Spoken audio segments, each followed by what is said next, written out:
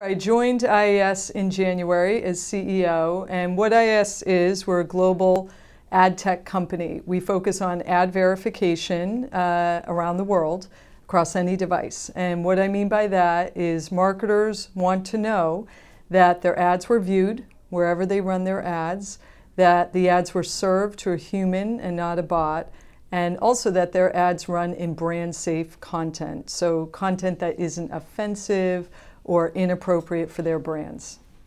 Cool. So tell us a little bit about what's new with your business, where it's growing. We're very interested in particular in your work in connected TVs. Sure. So we're focused in a couple of areas this year from a product and product innovation perspective. We're innovating in our core verification business to make sure that we're best in class, we're differentiated. The second area where we're investing heavily is in OTT and video. So as consumers shift and spend more and more time consuming streamed content, many marketers are asking IAS, hey, get in the OTT game. We'd love to make sure that our ads are verified in OTT. We're currently in alpha right now with a major wireless carrier and 6 broadcasters. And then the third area where we're investing is with the proprietary platforms. So Google, Facebook, Amazon, as more and more digital advertising and users shift to the social platforms, it's really important that we integrate deeply with them so that we can verify impressions and ensure that the ads are running on brand-safe content.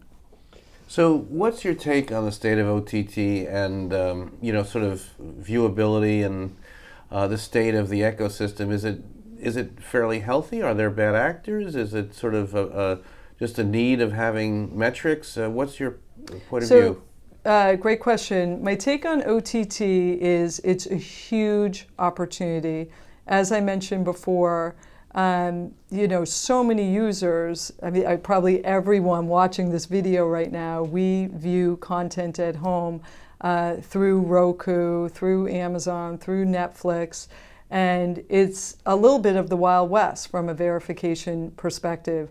On the supply side, the content is there and the content's incredibly rich, but on the demand and standardization side, there's a lot of work that needs to be done, both in terms of putting together the standards on how we will help verify the content that gets streamed through OTT.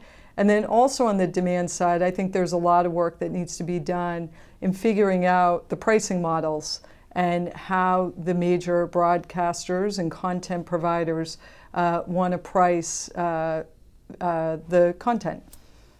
So tell us about sort of the opportunity on the proprietary platforms and sort of what are sort of the expectations or demands of your customers, of the buyers, let's say.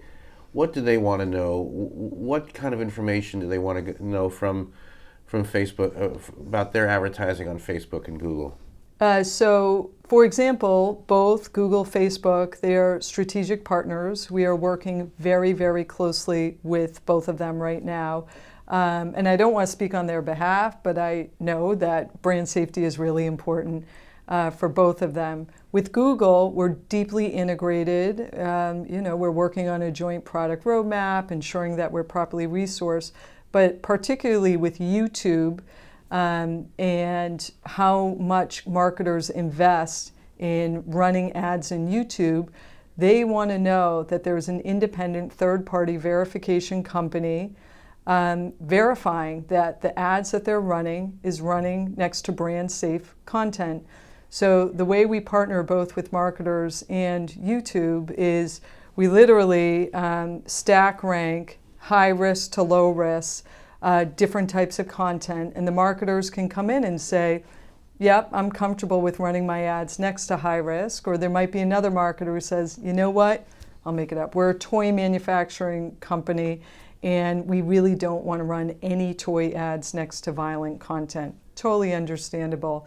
So we work closely with YouTube in monitoring that, and then also we have a feedback loop with YouTube so that if we detect high-risk content is running, we have a feedback loop back to YouTube to alert them and let them know, you know what, high-risk content is actually running right now.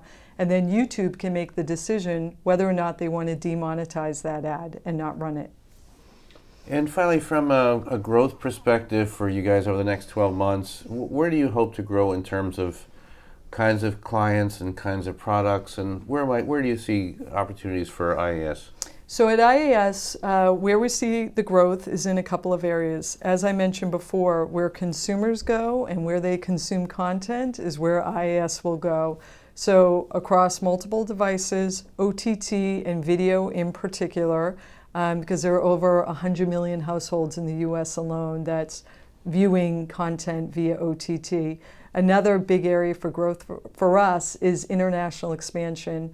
At IAS, we currently are located in 13 markets around the globe, both EMEA and APAC, but we'll continue to expand out in other international markets where we see the demand, whether that be in those areas or LATAM.